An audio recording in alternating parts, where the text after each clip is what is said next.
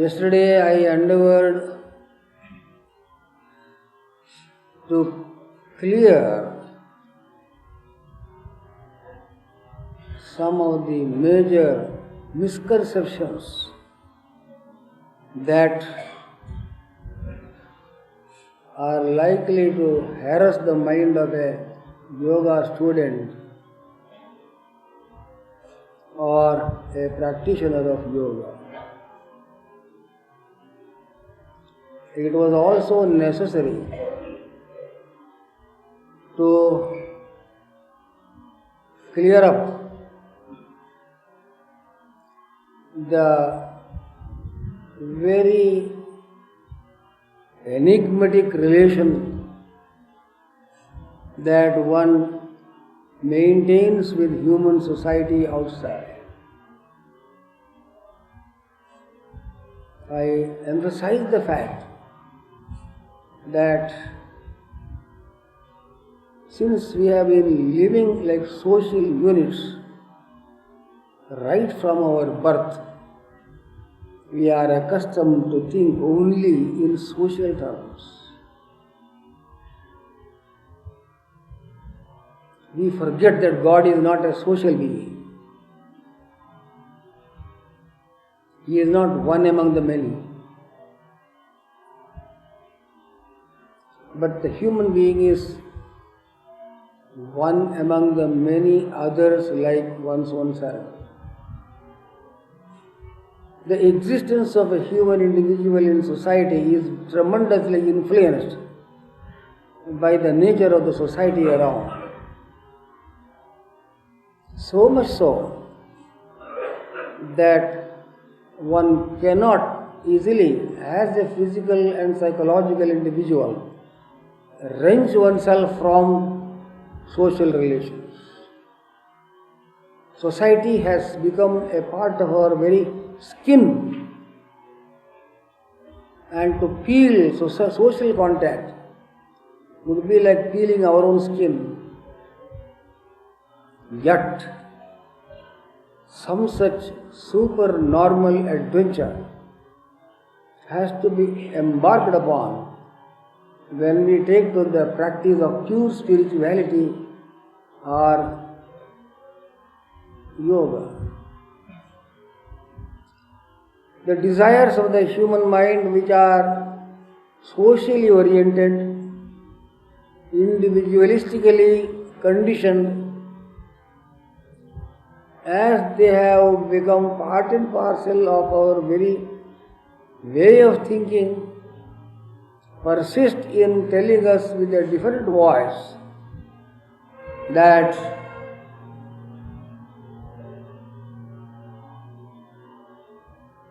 how would you attain salvation when society is clinging to you? This question was clear in our earlier discourses, and it is necessary for every one of you to bear this in your mind.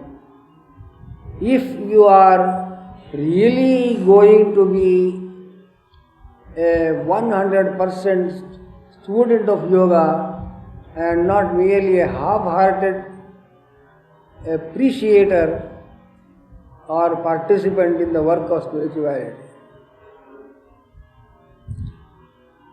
here in this ashram during these functions, during this sadhana week, the intention is to purvey to you all a spiritual background that exists behind your personal and social way of thinking and interpretation of things. The Atman or the soul that you are is not a part of human society. There is no society of souls. You will be wondering, is it so? But what is society then? Society is a well-arranged pattern of socio-physical individualities the soul is not confined to your body. It is a consciousness which you call the Atman or the soul. It is a pervading essence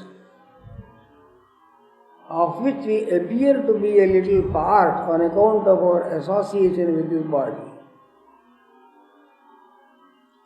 Just as if the space contained in a little tumbler has the awareness of itself as being within the tumbler, it will think that the space which is largely expanding outside is external to it. Because of the walls encircling this little space inside the tumbler. But if the walls are removed, there is no tumbler space. It is one space, all pervading, omnipresent. Therefore, the idea that the Atman attains salvation may not be associated with another wrong notion that an individual person attains salvation. The world is also a soul by itself. As there is an apparently conceived individual soul, there is a world soul which animates all existence in any form. The world soul may be compared to the wide space pervading everywhere, and the apparent individuality of our own soul inside may be regarded as something like a space contained in a little encircled wall. Who attains salvation finally? Neither you nor anybody else taken in their individualistic sense. Because the Atman attains salvation. It is not the body or the mind that goes to God in its state of liberation. When you say that the Atman reaches absolute and reaches salvation, you immediately bring before your mind the notion of what this Atman is. Too much explanation on this subject is not necessary, as you are practically aware of the essence of what was spoken to you before. If the Atman is a pervading essence, as the so-called space inside a vessel is really the all-pervading space, the attainment of salvation by the Atman would mean the attainment of salvation by the omnipresent consciousness itself, which is called the Atman in terms of our bodily existence. Salvation is a universal attainment. Universal in the sense that you cannot separate yourself from the environment in which you are located when you are rising up to the state of salvation or attainment of God. As I mentioned to you, the environment of human society is part and parcel of your existence here in society. In a similar manner, the entire nature is a larger society than human society, which is a inseparable accompaniment to your personal existence. Society and nature cling to you not as external objects or things, but as your own wider involvement in the life of the universe. The attainment of salvation, therefore, an indescribable, unthinkable achievement. Humanly conceivable methods of operation cannot comprehend this truth. For the time being, when you are an ardent student of yoga, persisting in the salvation of yourself, for the time being at least, you have to stand up as a superhuman person. The yogi is not a person. He is a super individual comprehensiveness, the meaning of which has to be clear to every one of you. When you rise to the Almighty, the entire creation rises with you. I have been mentioning another analogy on other occasions to you, if you can remember it well. That when you wake up from dream, all the people in dream also wake up with you. And they are not remaining there outside you. Not that you, separately from those people seen in dream, have woken up. Unthinkable this phenomenon also is. Society-bound mentality cannot understand this philosophical or spiritual connotation of our spiritual experience. As all the world of dream experience rises simultaneously into a wider comprehension of waking consciousness, in a similar manner, the world consciousness will rise up with you. If this does not take place, salvation has no meaning. These precedents of consideration when you sit for meditation has to be taken care of very, very carefully. Yesterday again I dilated upon the methods of meditation and some system of contemplation on the deity as you conceive it was explained. That was particularly an aspect of devotion or bhakti marga.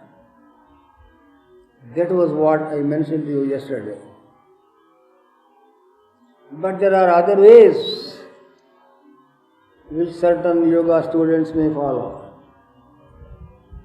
They are the pure volitional methods of affirmation of will.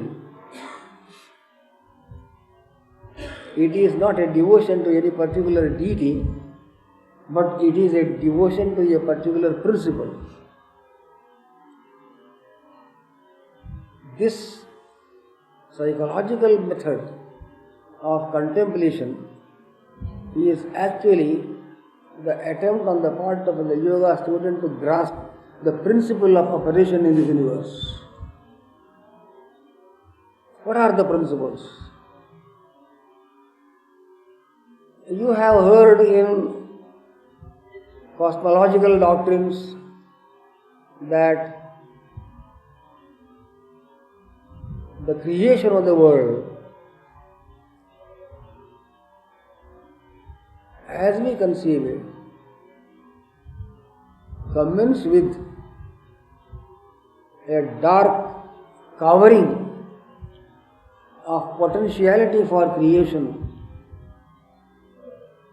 called in Sanskrit Moola Prakriti, original matrix of the creative process.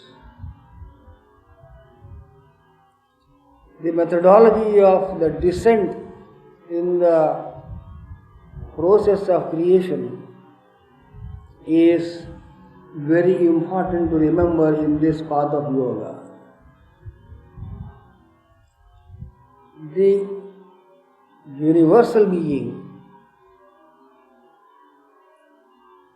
appears to be clouded as it were with this darkness of potentiality for creation. As it happens when we are fast asleep, the darkness of the causes of our sleep covers the potential Atman within us, so that even if we have the brilliance of the consciousness of the Atman within us imperishably, the darkness of the potential for sleep covers it, so that when we are fast asleep, we do not know what is actually happening to us. It is only when we wake up we realize that there was some obstacle due to which you are not aware even of your own existence. The process of creation is similar to the process of waking up from sleep.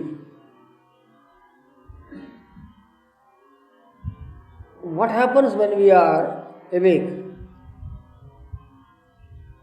Our consciousness of existence manifests itself and tells us that we are and there is a world of objects outside. Here in this waking perception, the Atman does not directly operate. If it directly operates, you will not see the world outside. You will see a flood of light, but that does not happen in our waking condition. Due to the fact that even when we are awake, the consciousness of the Atman penetrates through the darkness that covered us in sleep, and therefore our waking understanding is a conditioned, rather a little bit distorted way of perception. This is the reason why with all our intellectuality, rationality and study and learning through the intellect, we cannot understand the world correctly. We see it topsy-turvy and thoroughly mistaking it for something different from what it really is. So, intellectual knowledge, rationality, philosophical or any kind of achievement is not of any utility in the spiritual contemplation of the soul. All the great values of life that we enshrine in our bosom as very dear to us are of no worth finally, as you will know at the time of passing from this world. Great man and poor man die in the same way. Rich man and poor man, known man, unknown man, death is a leveler of everyone. So your learning has not helped you in any way to distinguish you from a beggar or an illiterate man when you are actually dying. Such learning is poor stuff which has no essence in it. This happens because our present waking consciousness through which we learn all things is conditioned by the darkness of ignorance, through which as the sun rays penetrate through thick clouds, not clearly as the sun himself is, the inward consciousness manifests itself in waking through the cloud of our ignorance, disturbed, scattered in many directions, as sunlight does when it is trying to penetrate through scattered clouds. Therefore, the soul has to be distinguished from mental awareness. The awareness of the soul is quite different from the awareness of the mind and the intellect, for the reason I mentioned to you already. When the soul rises to action, you will find that a kind of bursting of your personality will be experienced by you. I cannot choose any other expression for this phenomenon. In our daily life, the soul never manifests itself. Therefore, utterly we are grieved throughout the day and entirely in our life. If the soul had an occasion to manifest itself at least once in our life, we would not know what sorrow is. But it never manifests itself at all. It is always submerged within the dark cloud of our ignorance, created by unfulfilled desires of past lives which we have brought with us when we have taken birth in this life.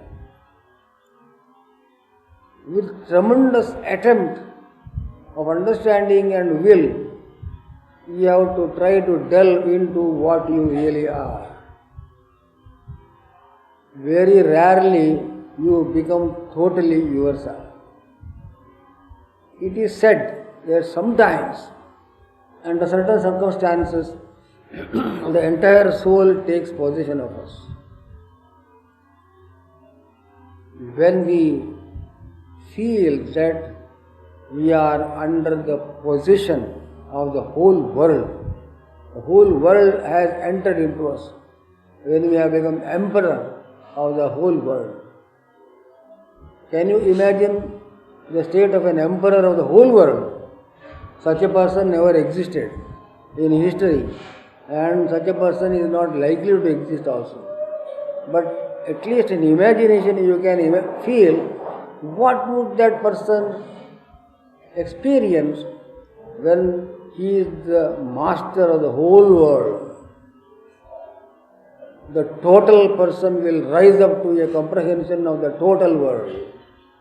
Indescribable joy, temporarily manifested though, through the sattvic quality of the mind,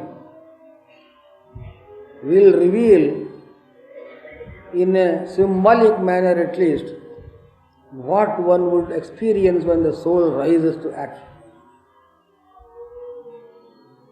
There are other occasions, it is said, when the soul will totally take possession of you.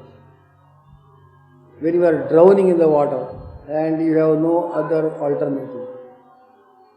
The entire life process will get congealed into your experience. And what anyone would feel at that time of drowning, only the drowning man will know, others cannot know it.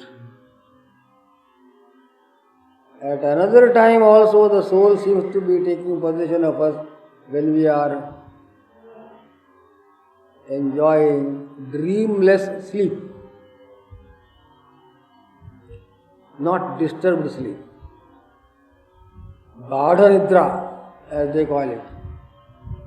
Stone-like sleep, log-like sleep. When you wake up, you feel tremendously refreshed. Even a sick person feels better after sleep. Wounds heal in a remarkable manner after a good sleep of a patient. You do not like to wake up after that experience, because that joy of the fulfillment of your soul, which pervaded the entire personality of yours in sleep, does not allow you to rise up from it as early as possible. So you would like to sleep more and more. But when the sleep is over, you have only a memory of that wonderful, blissful, relaxing sleeping condition. And then you begin to think. As I mentioned, you begin to think only through this darkness of the potentiality of sleep. in the creative process some such thing takes place. The universal consciousness of Brahman, the Almighty, penetrates through this potential of Prakriti, which is the creative seed. And the penetrating consciousness, though it is the absolute, when it penetrates through the darkness of the creative potential, it gets colored by the conditioning process of the Mula Prakriti. This condition is called the creator of the universe, as we call it Brahma, the progenitor of the cosmos. The absolute being, God as He is in Himself, does not create anything. He is all in all and He is alone and there is nothing outside Him. The question of something being outside gradually manifests itself when this universal being penetrates through this veil of Mula Prakriti. That conditioned consciousness, universally spoken of, is called Mahat, the great universal intellect of Brahma. There is further down a manifestation. As sleep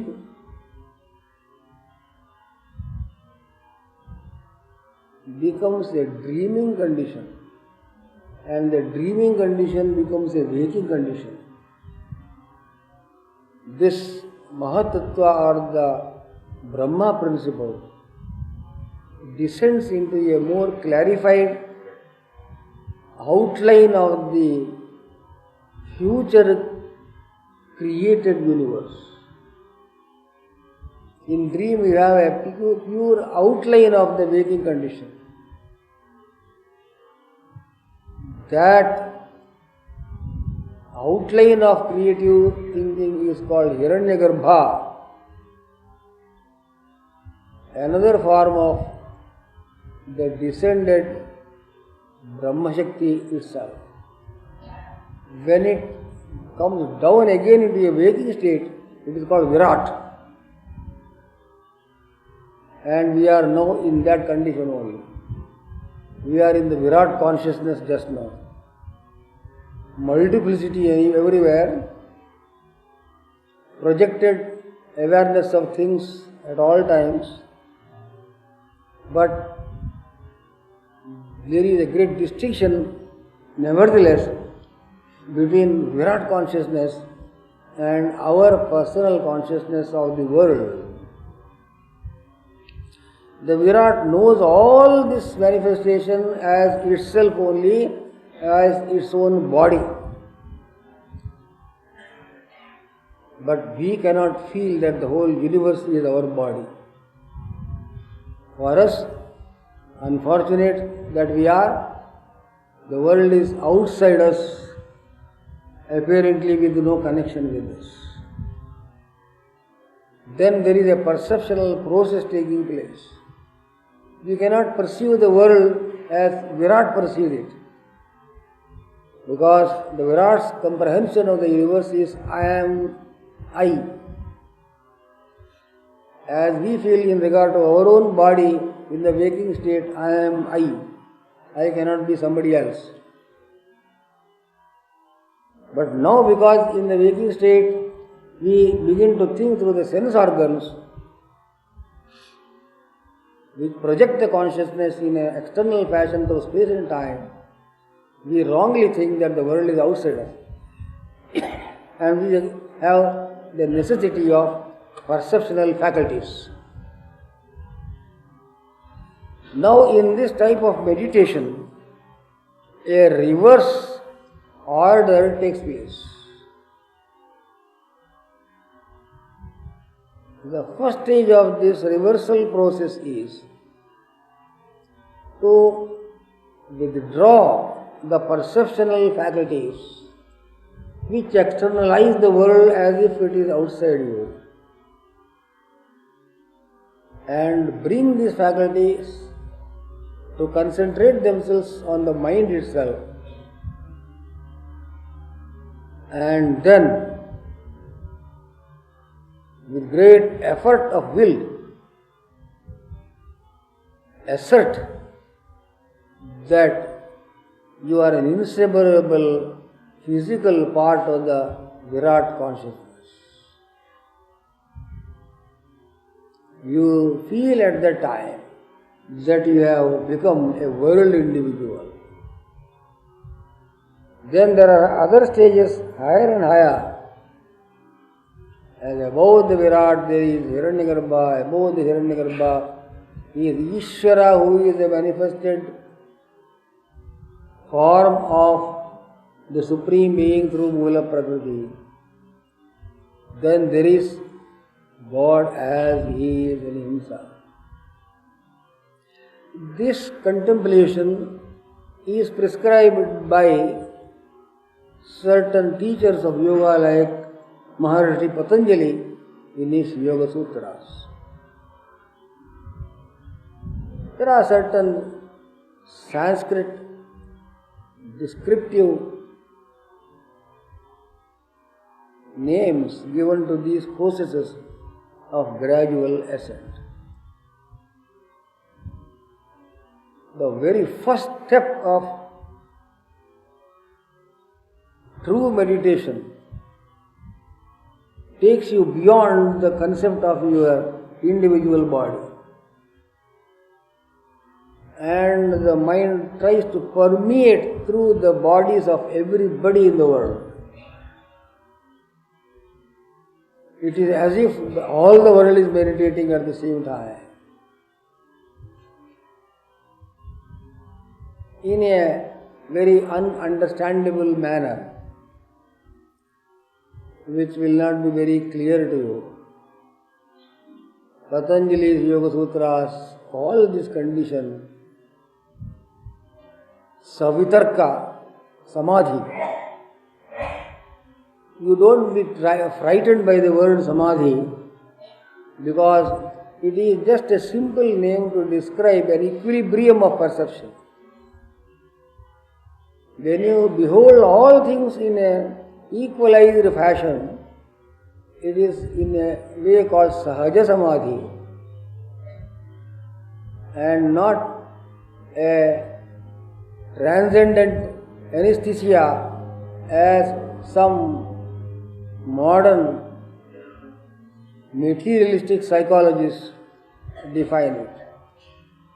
Psychology cannot understand what this state actually is. The mind has to be rooted in this awareness for a long time.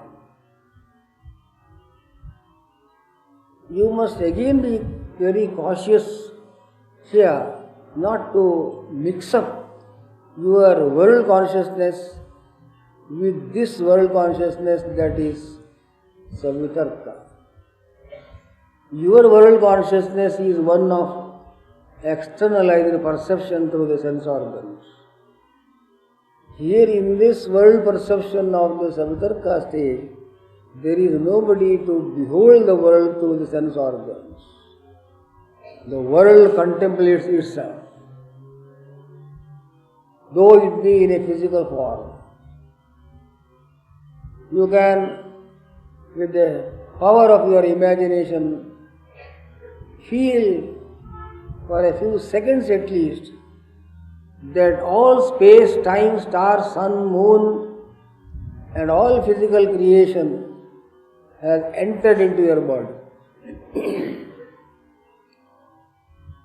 And you will not be seeing this world outside, because the whole world has entered you and it has become you for the time being.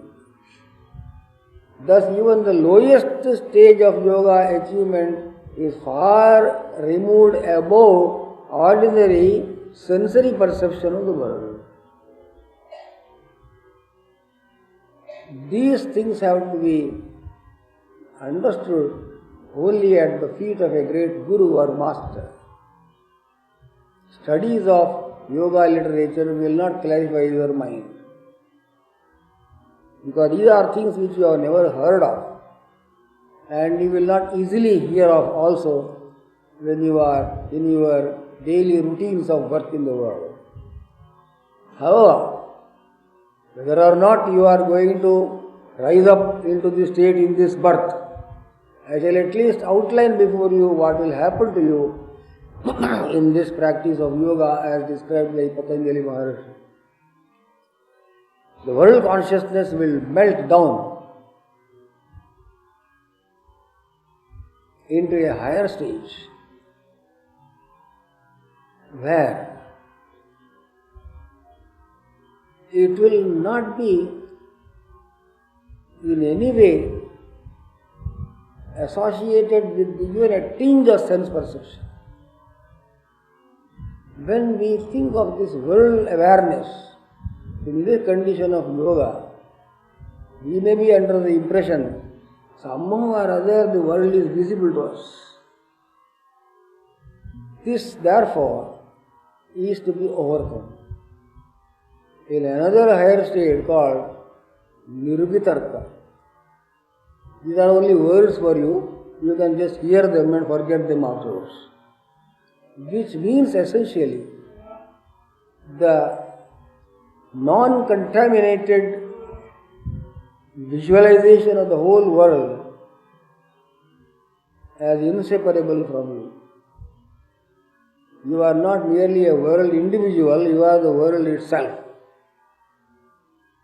You will be shuddering from the root of your being even to think such things. Your hairs will stand on end. The body will tremble. The prana will stop breathing process.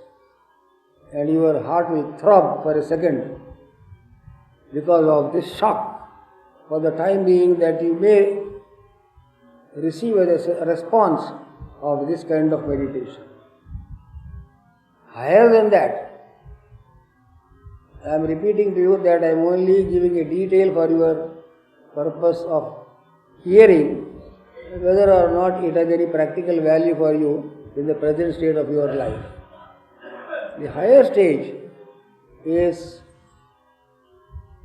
Savichara, a technical word that suggests the experience of the world as an ocean of forces rather than of objects or physical things. The world is not made up of solid objects finally. It is a congealed form of cosmic energy, far subtler than even electrical energy. You may call it prana shakti, which is more than the breathing process. All the universe is a vibration of force, which gets condensed into certain formations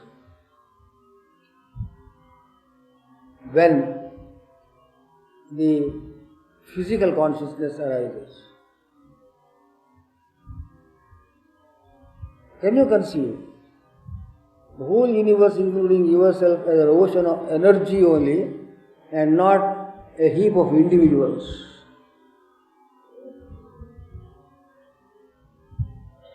But beyond this there is something. There is an awareness of the fact that the whole universe is nothing but a sea of energy.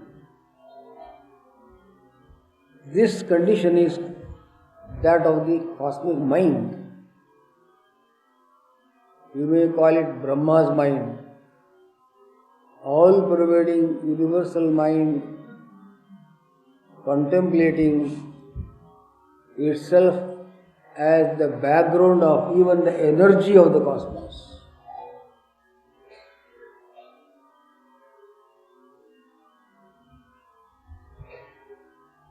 Nirvichara is the next stage, wherein the contemplation process ceases and becomes bare experience.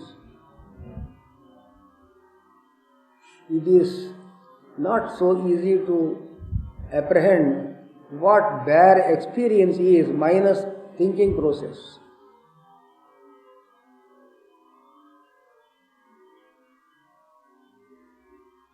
Then comes the most magnificent state of Sananda or universal happiness.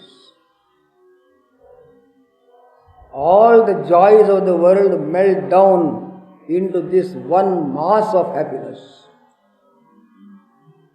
Whatever joys you can conceive in this world, any type whatsoever, will all get centralized here, in this center which is everywhere, with circumference nowhere, as they call it. This condition is called Sananda. There is a higher state still which is called Sasmita. It will not be even an experience of universal bliss, but just an awareness that it is. We are almost touching the borderland of God consciousness. Just it is. I am not enjoying the happiness of the universal experience. There is no enjoying there. I am myself the joy. If you yourself are made up of joy, what would you feel at that time? There would be no experience of joy. Joy experiences itself. That is Sananda, Sasmita.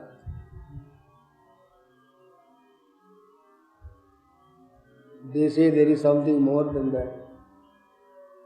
Let them say anything. We are not very much concerned with that. It is entering into the bosom of God, called Kaivalya.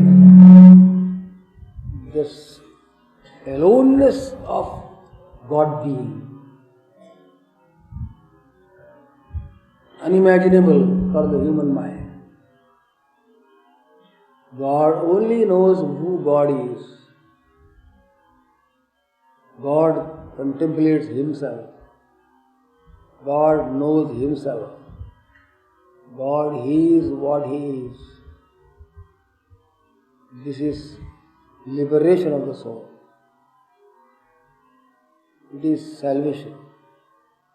It is moksha or mukti.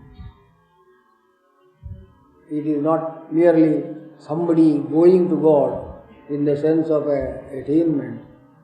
It is God Himself absorbing the whole thing into Himself as He was before the creation of the process. The creation ceases to be and it melts down into God being. This experience is moksha experience. Some such picture of our advance in the path of yoga is described in the Yoga Sutras of Patanjali Maharshi. The system sometimes called Raja Yoga, Ashtanga Yoga, or by any other name.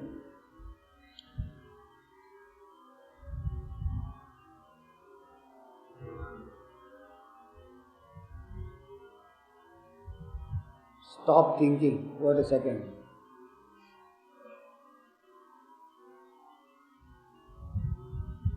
And feel what you feel.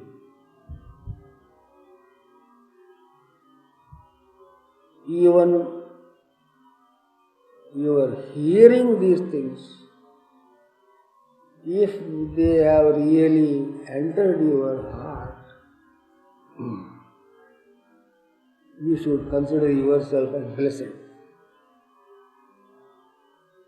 The purpose of your coming to the ashram is fulfilled. Your sins are destroyed. All the karmas are gone. You are a polished, shining individual now. You return home as a super person, not a bound soul doing some business in a factory or a shop. I have gone to Shivananda Ashram. I have not come back as I went.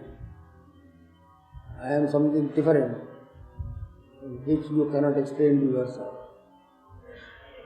Blessed you are if you have appreciated this and it has really entered your core of being. God bless you. Hari Om Tat Sat.